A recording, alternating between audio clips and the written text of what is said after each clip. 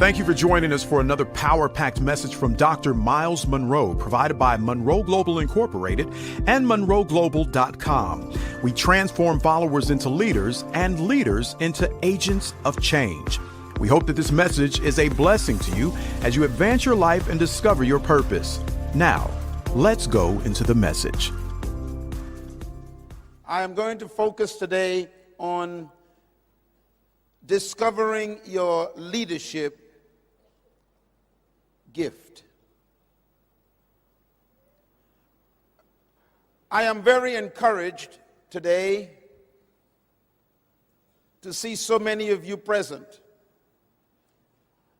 The reason why I'm encouraged is because normally when anyone mentions the word leadership, the average person is not interested.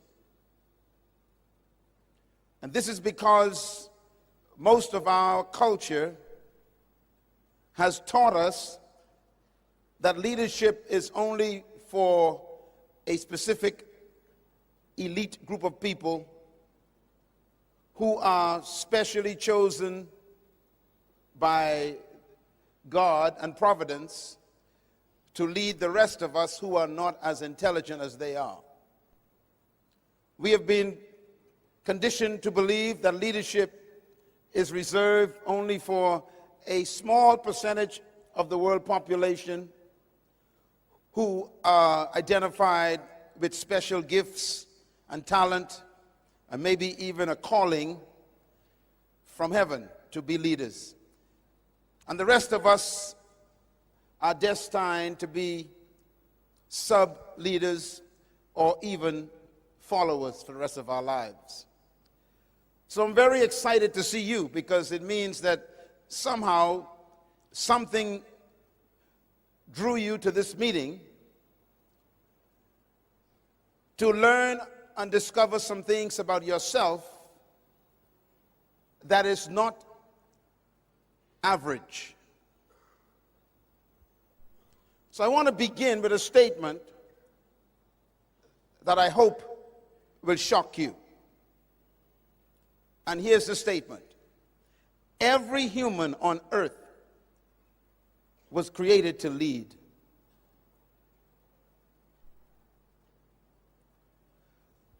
Why should that statement shock you? Because the question that comes to your mind when you hear such a statement is this question. If everybody is a leader, then who's going to follow? That question is a result of a contaminated view of human value. It is a product of oppressive ideologies and belief systems that discriminate against the human dignity and has been perpetrated ever since the fall of man. And that is that some humans were born to lead while others were born to follow. This idea of subjugation of human dignity relegated to most of the human race is satanic. I believe that every human being was born to lead. I am convinced that no human came to earth to be a slave or to be a servant of another human. I am convinced with all my might that no human was created by God to be a second-class human or a second-class citizen. The fact that you have difficulty believing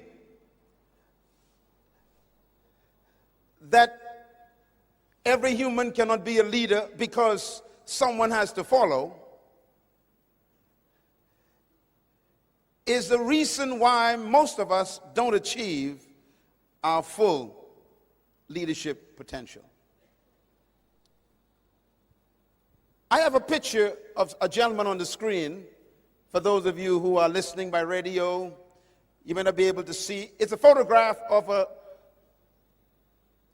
a young local preacher who pastored a church of 300 people. Imagine a country preacher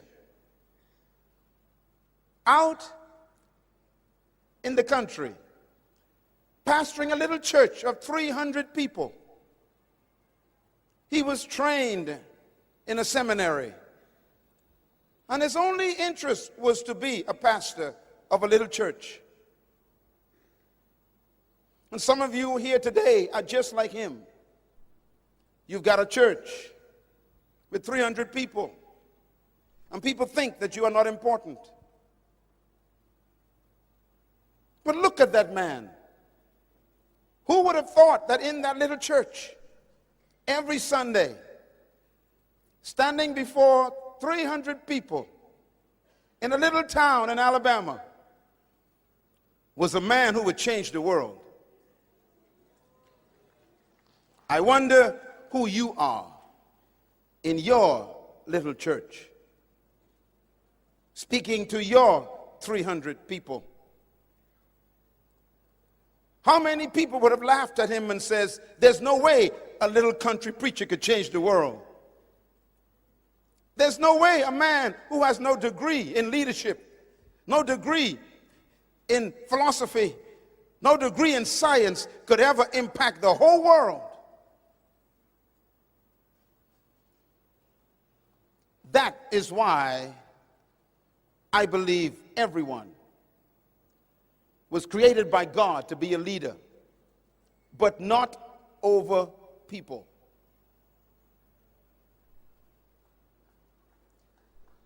I want to make a few statements about leadership.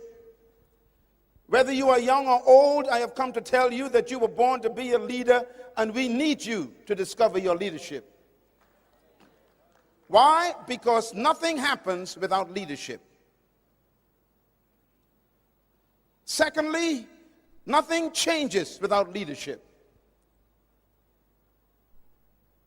If leadership does not emerge, the world will remain the way it is.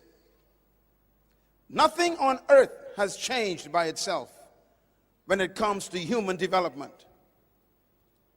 Everything that has ever happened on earth in the human environment happened because someone took leadership. Thirdly, nothing develops without leadership.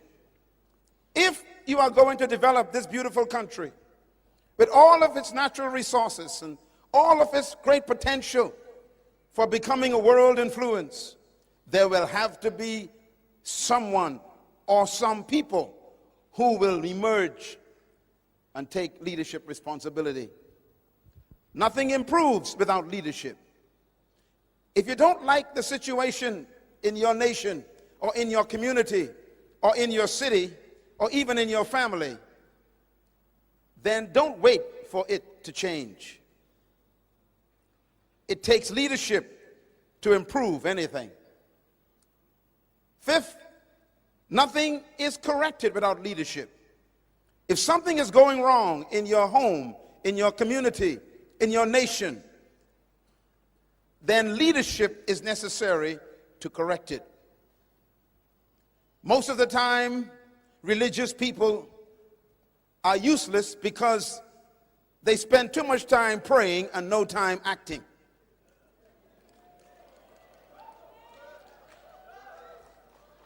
Prayer, they say, changes things. I disagree. Prayer creates the environment for things to change, but it takes a human to change it. And this is why the great leader, Jesus Christ, said, ask, and it shall be given unto you. That's prayer. But then he says, now get up and go seek. And then he says, when you find it, you got to knock because it's behind a closed door. You got to work to get it. In other words, answered prayer demands action. If you want a better country, don't just pray for a better country. Get involved in national development. Get involved in local politics. Get involved in social activities. Why? You cannot change something you tolerate.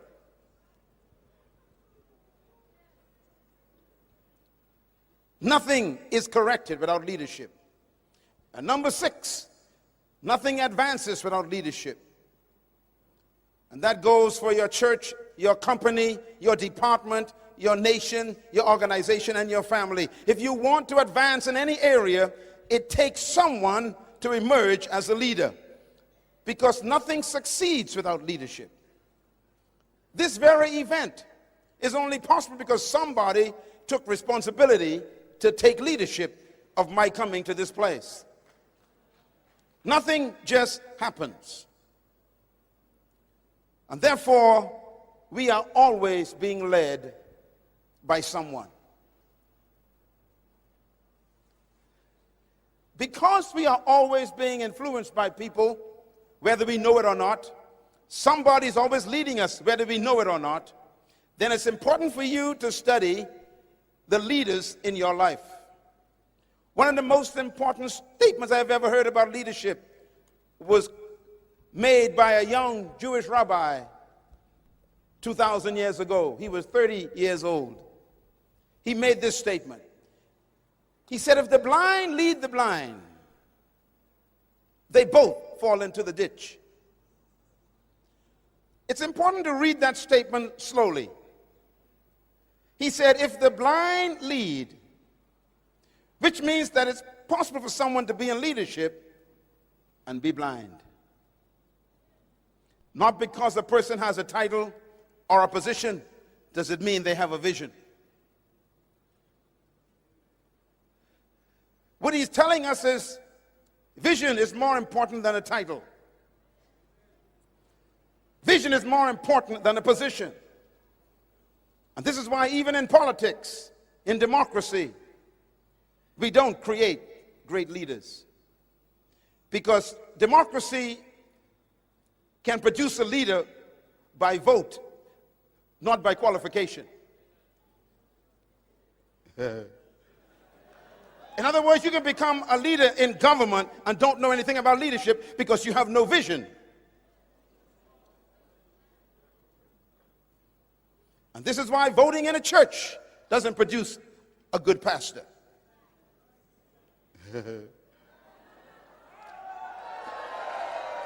Because you can vote a pastor into the position, but he has no vision for the church. And if the blind lead the blind, the whole organization goes into a pit. So don't just follow people. Ask them a question. Where are you going? The Bible never says without a leader, the people perish. The Bible says without a vision, the people perish.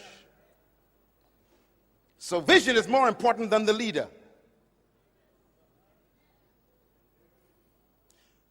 So I am not impressed with your title. I am Bishop Sam. I don't care. Where are you going? I am Member of Parliament. Where are you taking your constituency? I am Reverend. Where are you going? I'm an evangelist. Where are you going? I'm the manager. Where are you taking the department? Vision qualifies leaders. If the blind lead the blind, they both fall into a ditch. So we are always being led. The question is, who's leading us and where are they leading us? And this is why it's important for you, in order to become the leader you were born to be, you must discover true leadership. When I first met Mr. Nelson Mandela years ago, I shook his hands. I was so humbled to meet such a great man. He had just come out of prison, 25 years, isolated from his own family because he had a vision for his country. I had a meal with him, with a few other dignitaries, and I'll never forget, I asked him a question. This was over 17 years ago. I said, "Sir, in all that you've experienced, can you give me one of the things you learned about being a successful leader?" And he gave me 5 answers. I will give you one of them. He said, "True leaders never seek followers.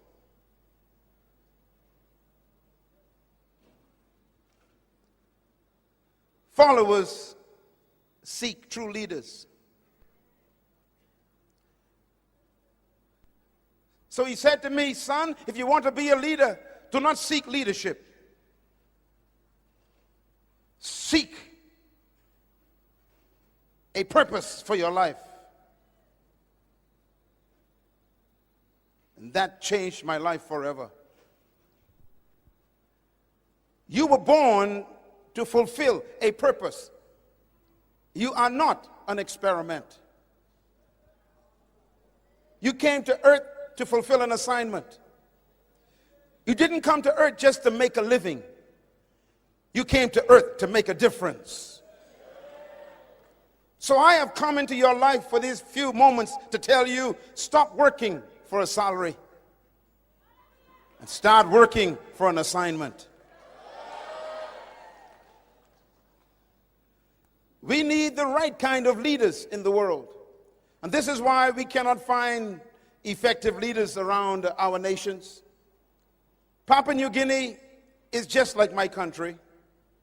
We too are an island nation. The Bahamas in the Caribbean, where I'm from, is a nation that was also a British territory. We were also a colony of England, and we gained independence in 1973, just 3 years before you. We too were under British rule for over 200 years. We know what it is to be treated as second-class citizens. We know what it is to not have access to education. We know what it is to be told that our skin color restricts our advancement in life. We know what it feels like to be called ignorant and half-breed monkeys. I lived in that. I was born in 1954 in the colony. I remember there were restaurants we couldn't eat at because they were only reserved for white people. I know what it is to go to school that had no white person in it because we were not allowed to mix with them. I know what it is to stay on one side of the island and not enter the other side. I know what it is to be mentally damaged by segregation and racism. I'm not bitter, I'm just realist. I know what it is to mentally battle with the idea that I was not equal to other people.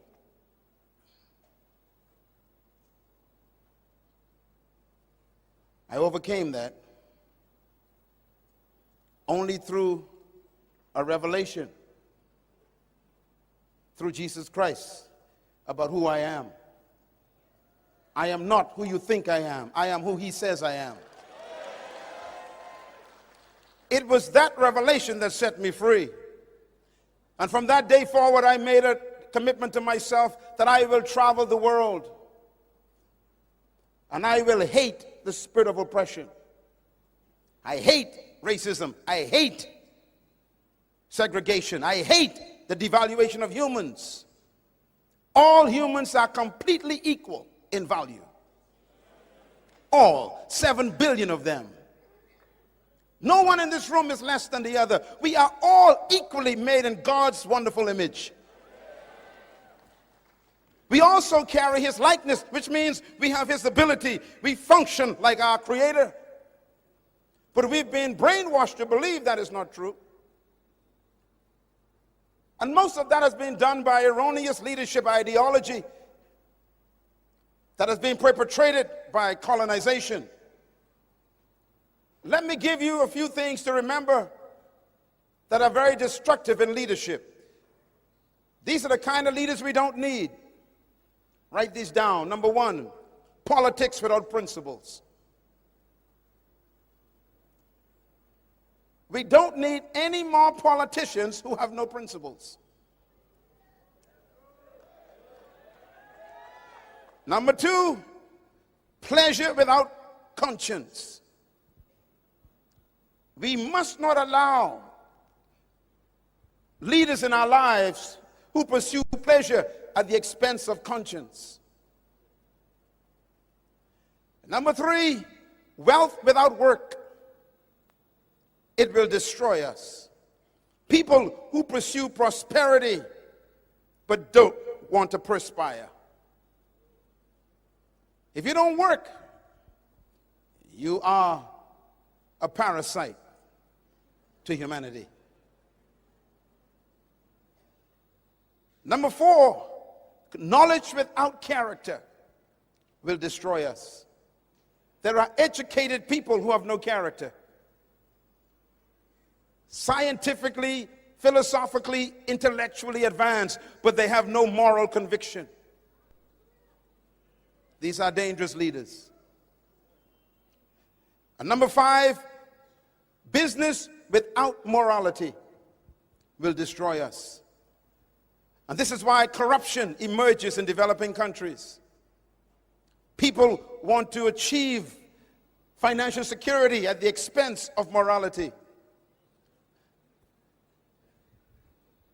Business must have a moral foundation. And this is why selling drugs to make money is immoral.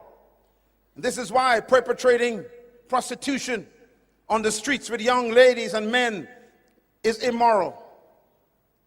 Anytime you attempt to do business without moral conscience, you are a destructive force in humanity.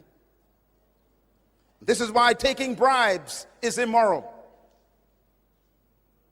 And this is why padding the invoice and negotiating contracts with your own family who don't qualify for the contract is immoral.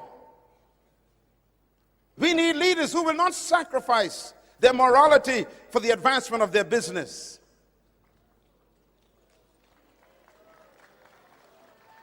And number six, what will destroy us? Science without humanity. We are so scientifically advanced today that we can actually abort a baby with a pill. We call that advancement. I call it murder. When we can produce a nuclear weapon and then use it on our own families in the world, that's science without humanity. When we can build a computer and an internet system and then use it to destroy the moral fabric of our country with pornography, that is science without humanity.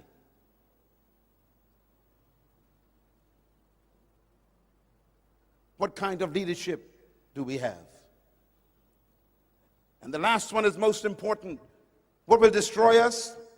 Worship without sacrifice. There are people who claim to represent God, but they don't live like God. They don't want to sacrifice to live a life that is worthy of representing who they worship. If you claim to be a pastor, then stay with one woman. Don't get quiet on me now. Worship without sacrifice is a destructive leader. There is no worship without sacrifice. There's no claim to being pure without discipline. You cannot claim to represent a holy God and live an unholy life. There has to be sacrifice. And this is why the religious people in the world are not respected anymore. Because we tell the world we are holy, and then the world knows our private lives. That's why Jesus Christ, the greatest leader that ever lived, didn't trust religious people. He never chose a religious person to join his organization. He only chose businessmen. He never went to the temple to find a disciple. He chose an accountant, Matthew. He chose a business team, Peter, James, and John. They owned a fishing company. He chose Luke. He was a doctor. How come he didn't choose the pastors? Because religious people tell lies. Everybody clap right there. Get it out. If you're going to represent who you claim to worship, then you should sacrifice and discipline yourself to live what you preach. We need leaders today who will sacrifice in order to be honest. What is leadership? I want to give you a definition that I introduced in my session last evening. All the books that you see available today in this session, you'll find details of what I'm talking about in the books, including this definition. I have studied leadership for 42 years, and I could not find a definition that was comprehensive enough to satisfy my investigation. So I penned this definition from a labor of 40 years. I have read over 217 books on leadership and couldn't find a definition that satisfied. I got degrees from university, studied all the great minds and the philosophers, and still couldn't find a definition that satisfied what I discovered about leadership from the greatest of all leaders, Yeshua. Here is what I have concluded leadership is. Write it down. Leadership is the capacity to influence others through inspiration, generated by a passion, motivated by a vision, birthed by a conviction, which is produced by a sense of purpose. I will repeat. Leadership is very complicated and yet very simple. Leadership is the capacity to influence others through inspiration, generated by a passion, motivated by a vision, birthed from a conviction, which is produced by a sense of purpose. In other words, you were born to be a leader, but you will have to go through the process of becoming the great leader you were born to be. And the process requires that you follow a specific experience. For example, to become a leader, you must turn the sentence upside down and begin at the bottom. To become a true leader, you must first discover your purpose. And your purpose then produces in you a sense of conviction. That conviction begins to show up in pictures you call vision. That vision gives you a passion to pursue a future that is better than the present. And that passion is what inspires other people, which causes you to influence them by your passion. And they are able to follow you because they believe that you are willing to die for what you are pursuing. So what we call leadership, in most cases, is not leadership. It is simply glorified management. Notice this definition specifically states that leadership is the capacity to influence others through inspiration. Inspiration is the opposite of manipulation. Most of the people you call leaders are simply professional manipulators. Leaders don't manipulate people. To manipulate means you threaten people. You play with their emotions. You play with their fears. That's not leadership. That's dictatorship. True leaders never manipulate. they inspire. Why do we so admire Mr. Nelson Mandela? He never asked you to follow him. But we are inspired by his passion, for his conviction, based on his purpose for his country. Why do we admire Martin Luther King Jr.? He never asked us to follow him. But we are inspired by his passion, based on his conviction, driven by his sense of purpose for his people. Why do we admire Mahatma Gandhi? Because we are inspired by his passion, based on his conviction, dedicated to his sense of purpose for his people. Why do we admire Mother Teresa? Because we are inspired by this young lady's passion, dedicated by her conviction for the people on the streets who are poor.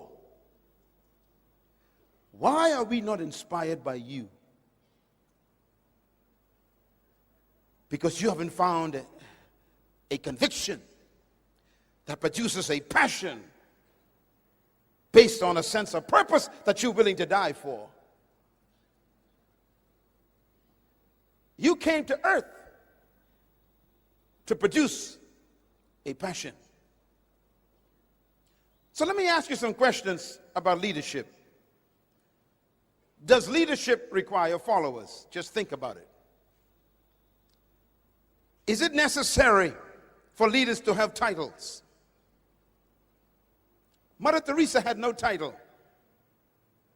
Martin Luther King Jr. had no title. Nelson Mandela was a prisoner. How's that for a title? Moses was a convict. How's that for a title?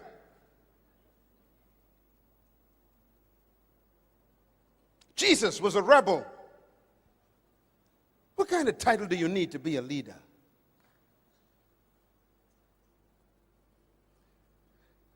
I discovered something about titles. People who are doing nothing need many titles. Let me say it again. People who are ineffective and doing nothing need many titles. The more effective you become as a leader, the less titles you need. So I'm very suspicious when I meet people who got many titles. It means they are doing nothing. My name is Reverend Dr. Bishop, Evangelist, Potentate. You are sick.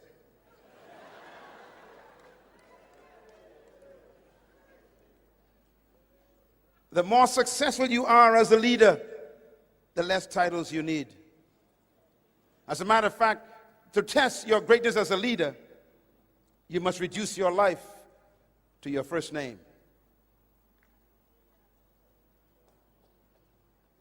If you don't believe me, study the great leaders of history. We never say Bishop Moses. We just say Moses.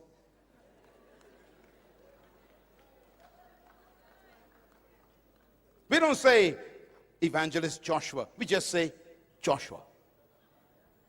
We don't say Right Reverend Honorable Daniel. We simply say Daniel. What's your problem?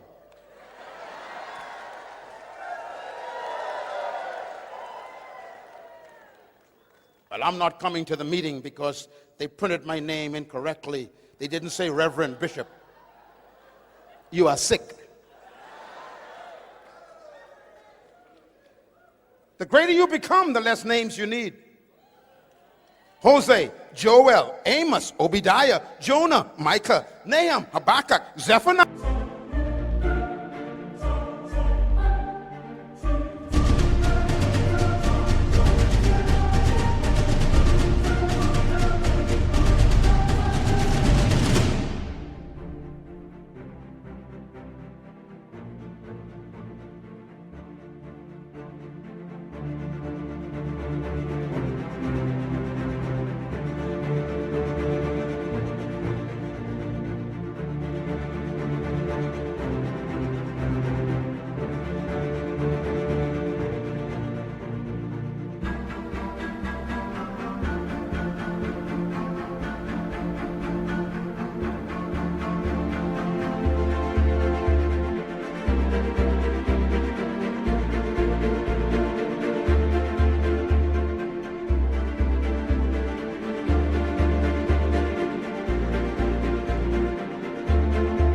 Nehemiah, Haggai, Zechariah, Malachi, Peter, James, John, Jesus. What's your problem? Uh-oh. Sometimes people give me their cards. It takes me 2 weeks to read the name on the card. Right away I know they're not doing anything.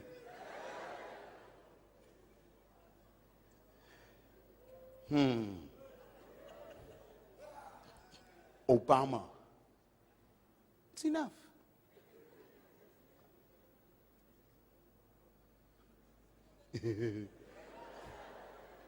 Kennedy. That's enough. What's your problem? Leadership is not about titles. Is leadership a matter of distinction of superiority? In other words, some people think that leadership means that you are superior to other people. This is completely satanic. Some think that leadership is a disposition of advantage. That means I was born in a better family, in a better village than you, so I must be better than you. You are sick. Jesus Christ was born in a cave.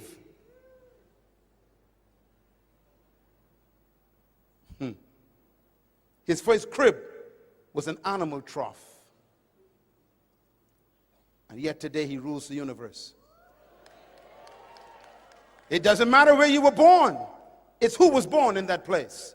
You were born in that place. A great person was born in that place. Clap your hands for being born in this great country.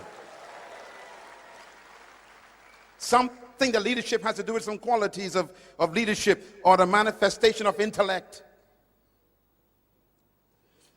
Have you noticed that people with PhDs always work for people who ain't got none? Let me say it again.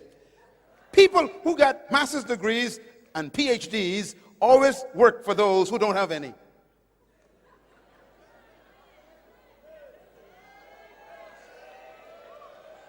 Because leadership is not about intellectual advancement. Some of the greatest leaders in the world never finished college, dropped out of school. You know, one of the great American presidents, Ronald Reagan, didn't finish school. He was an actor in Hollywood. Most of the time, his acting didn't succeed.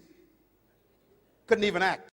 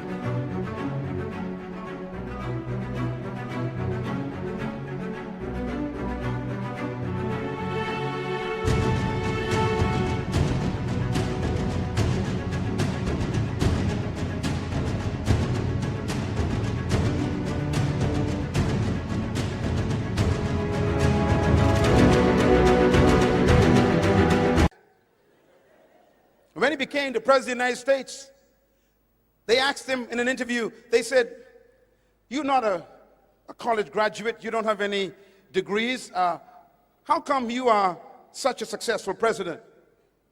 His answer was a very smart answer. He said, well, I staff my weaknesses. Okay, let me break it down for you.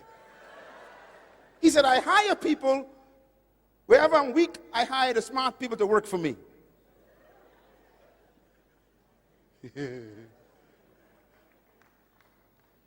In other words, people who are in leadership are not there because of intellect. They're there because they discovered a purpose and a passion and a dream. Mr. Reagan had a dream. His dream was a world without communism, a world without the wall in Europe. And so his passion constantly was, tear the wall down. He didn't need a degree to pursue that passion. And he inspired the world, and they tore the wall down. What inspires you?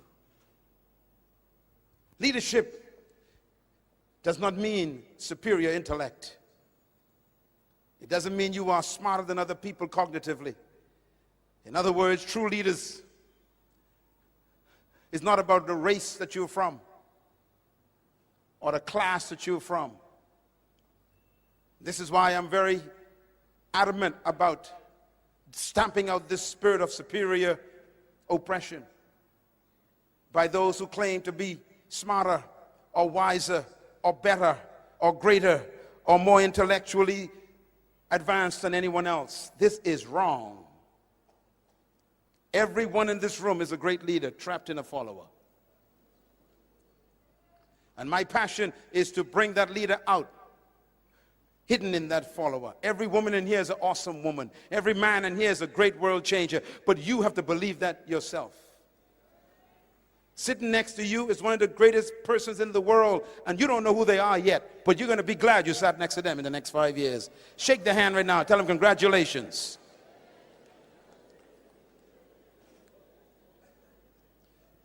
And this is why I tell people that leadership depends on the philosophy that a person has, because your philosophy controls how you interpret life. Your philosophy controls how you interpret people and how you value people. It guides your life on how you think about life. Philosophy is the framework for leaders on how they make their decisions. And this is why this conference is so important. I am not here to make you shout and say hallelujah. I am here to attack your ideas. I am here to attack your philosophy, your belief system, because until your mind changes, you will never change. And your philosophy is simply the way you've been conditioned to think that you believe to be true. And much of what you believe is not true, because both of us as people have been products of colonialism, which have brainwashed us to believe that we are not equal to everybody else in capability and potential and value. And we are historically struggling with that still. Let me quote something that's very important, written by the richest man that ever lived. He said something to all third world people I think is very critical. His name is Solomon. Solomon wrote this. He says, "Woe to the land when a slave becomes king." Let me quote it slowly. It's found in the book of Ecclesiastes. He said, "Woe to the land when a slave becomes king." Let me quote it for the third time, because that's happening right here in Papua New Guinea. Woe to the land when a slave becomes king. What does he mean by that? Woe means damned. It's a horrible word. It's in the Bible. Woe to the land means that the land is damned, it is condemned when the leader thinks like a slave. That's in the Bible. Don't look at me like that. I'm going to quote it one more time. Woe to the land when the slave becomes king. What does he mean? He means that when a person who thinks like a slave becomes the pastor of the church or the manager of the department or the leader of a country, that whole organization is in trouble. Because wearing a crown does not change your mind. It exposes your mentality. A position does not change disposition. A title does not change mentality. And that's why the quickest way to reveal a person's character and philosophy is to give them power and money. If you want to know what a person is like, give them power. It reveals their mindset. That's why Solomon says, woe to the land when a slave becomes king. If somebody is given power but didn't have a mental transformation, then that entire organization or country is in trouble. Your way of thinking, your philosophy will manifest what kind of leader you will be. That goes for husbands in the family, pastors in the church, managers in the company, and politicians in the country. How you think affects the people. So Solomon also wrote this: as a man thinketh in his heart, so is he. You cannot rise above your belief system. You cannot rise above your convictions of your mental agreement with yourself. You cannot rise above what you consider to be true. And that's why, in order for you to change, you must change your thinking. And this is why Proverbs 23 is so important. He says, for as a man thinking in his heart, so is he. The word heart actually means your subconscious mind. It means your human hard drive. It's where you hide the things you believe to be true. Your heart is your center of belief. And every human has a center of belief. There are things you believe about yourself that you got from other people, and it may not be true. Papua New Guinea is a great country. It has awesome people. But my question is, are you still struggling with 200 years of mental oppression?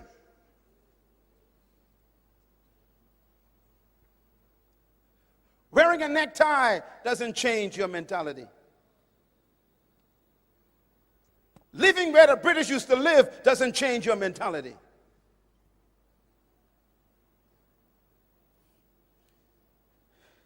Having the title the British had doesn't change your mentality. It exposes it. My question is, what do you believe about yourself? And where did you get that belief from? The word belief, write it down, belief. It's a Greek word in the New Testament. It's the word pistis, P-I-S-T-I-S. The word belief, pistis, when you translate it, it's the word faith. Faith. Faith is simply belief.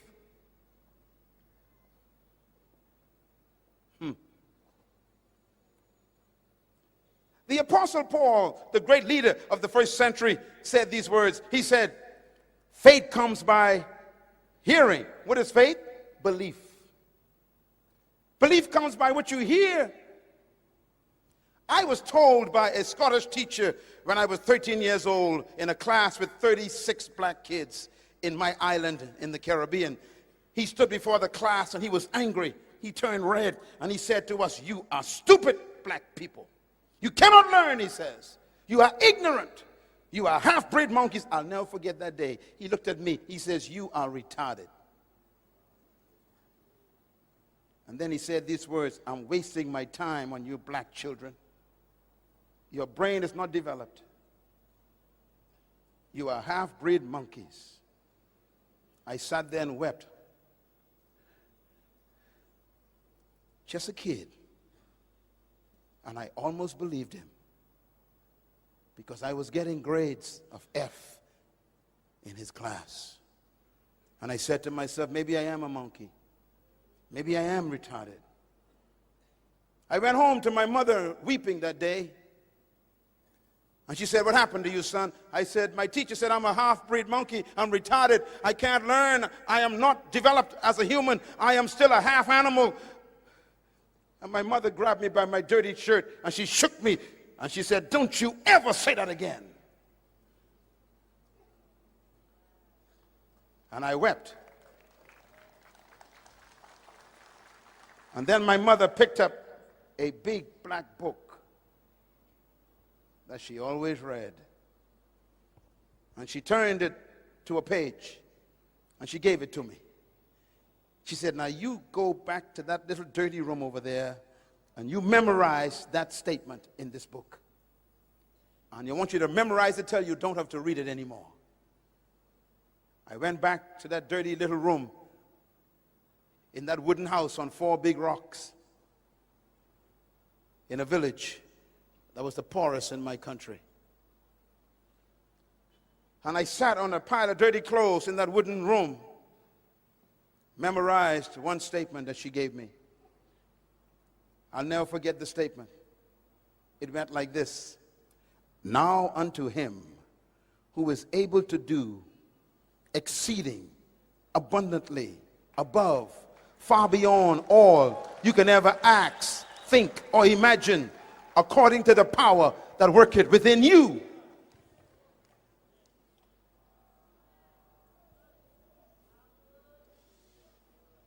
suddenly, the light came on in a little boy.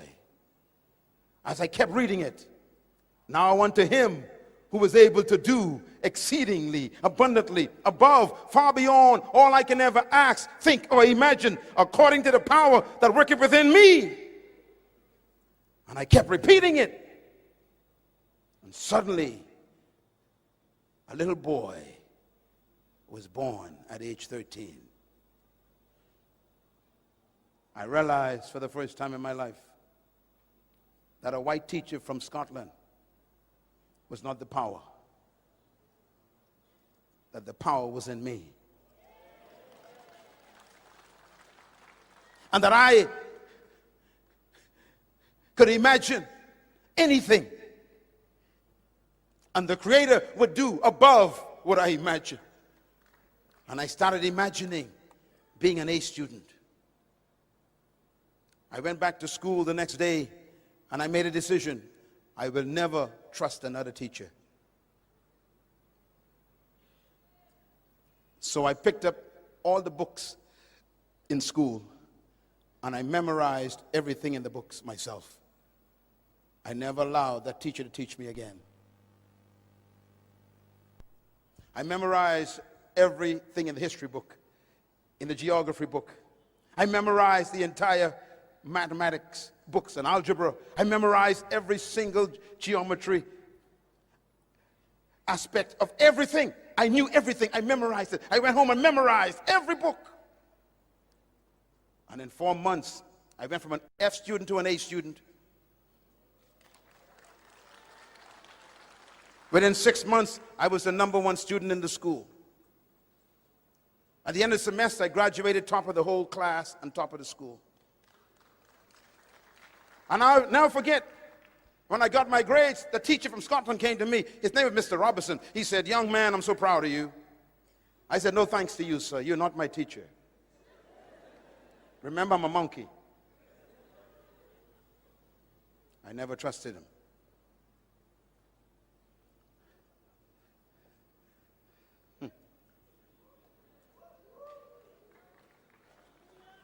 Today, my books are textbooks in that same school.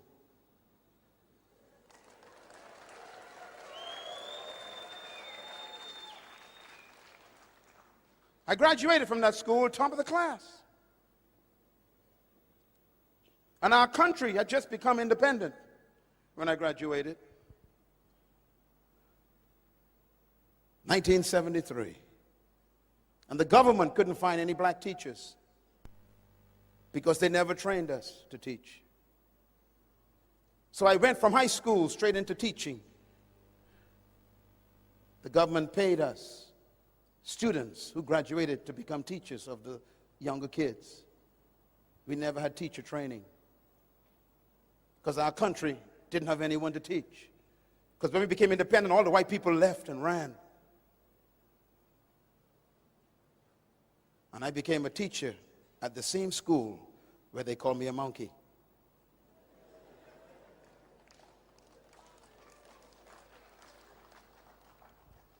A few years ago, I was in England, and I was facilitating a leadership training seminar in London, downtown, in a beautiful hotel. And the place was packed with people. And at the end of this seminar, I was in the auditorium of the lobby of the hotel. I was autographing books. And there was a long line of people in the hall. And suddenly I saw an old man walking up to the table. He was shaking from age. He was walking with a cane. And he came up to the table and he gave me 2 of my books. One of them was brand new. The other one was an old book. And he said, "Can you autograph these for me, please?" I said, "Yes, sir." I autographed them, thanked him for coming to the seminar, and I gave them back to him. And he stood there, wouldn't leave. He just kept looking at me. I said, "Sir, thank you very much for coming. I appreciate you being part of our seminar today. Will you please allow the others to come?" And he just stood there in the front of the table looking at me. And after 5 minutes, everybody became irritated, including me. And I said, "Sir, thank you so much for coming. Will you please allow others to come?" And he just looked at me and he began to cry. And he said, I used to live in the Bahamas. I said, you did? I said, where? I used to live in Nassau. I said, sir, that's the island I'm from. What did you do there? And he said, I used to be a teacher. I said, where did you teach? He said, C.H. Reeves High School. I said, that's the high school I came from, sir. He said, I know. You don't remember me, do you? I said, no, sir. He said, I'm Mr. Robertson.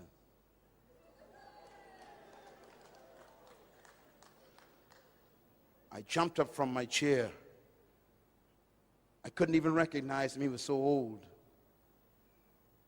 I grabbed him and hugged him, and we wept. And everybody was watching us in that lobby. A handsome black young man hugging an old dying white man. And we kissed each other on the cheek, and he cried. His tear fell on my suit. And he said, you changed my life. I said, how did I change your life? He said, your books are in Scotland in all the bookstores. And I read 4 of your books, and they changed my life. I now understand who I am. And I love Jesus, and I want to thank you. I came all the way from Scotland, took the train to come here. I wanted to see you because I heard you were coming to London, and I just wanted to come and tell you thanks. And I said, Mr. Robertson, you read my books? He said, your books are the most important books in my library. I said, you mean you read the writings of a monkey?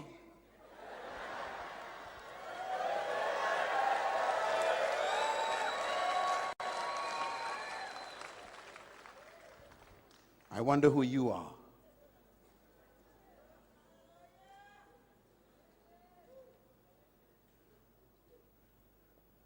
You are a leader trapped in a follower under other people's opinions.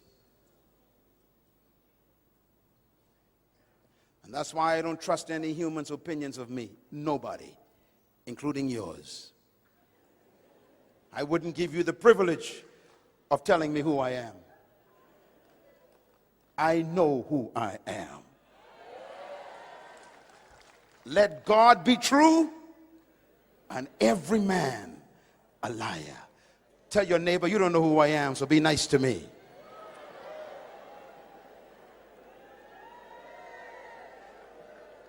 Some of the greatest leaders in the world are sitting in your chair right now. Sit up straight and think about who you are. What they told you in school was wrong. What they taught you in high school about you is wrong. No one knows a product like the manufacturer, and God created you. Only He knows who you are. Abraham thought he was barren at 75, and God told him there's a nation inside of you.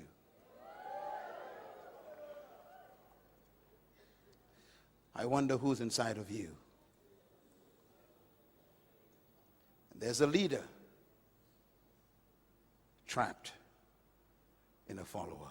Thank you once again for listening to this message, as we hope that it has been a blessing to you. Our goal is to show you new paths and opportunities so that you can discover your purpose. It is your love, support, and partnership that makes Munroe Global possible. Please visit us online at www.munroeglobal.com for more product, partnership, or to join us at one of our live events around the world.